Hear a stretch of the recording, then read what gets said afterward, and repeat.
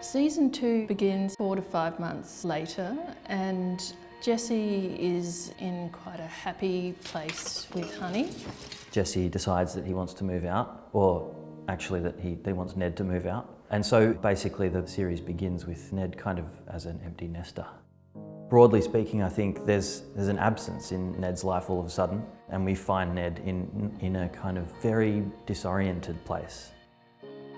Ned is probably a bit more in that kind of paranoid mode of trying to clear their names and negotiate out of the whole extradition. From the US Department of Justice, they want us to surrender you and Jesse to face charges for the theft and distribution of the restricted data Jesse stole.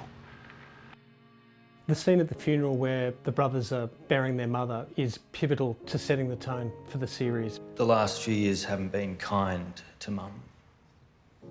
Because it's a moment where you see Jesse rescue Ned, which was a completely new dynamic which we needed to set. But she loved us as best she could.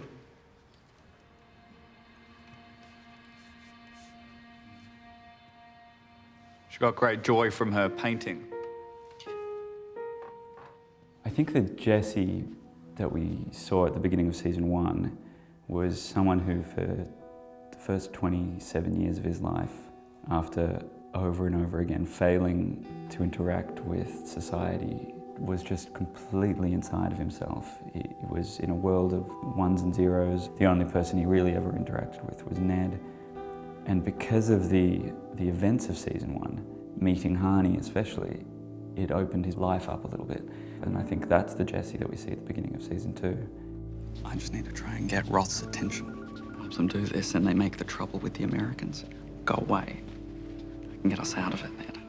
In some ways it feels like season 2 really is about the call to grow up. I can do it, Ned, if someone comes with me. No, we're not going to far north Queensland to play undercover tropical cops. I wasn't asking you. I want Hani to come. And it's through meeting other characters along the way and through being exposed to what happens in West Papua, where the story takes us, that Ned is kind of uncovered in a way that I think is brand new. On screen, it's such a fraught relationship between Ned and Jesse, but what is key to it is there's just such deep love and affection between them. You okay? Enough with the disappearing off the face of the earth acts, all right?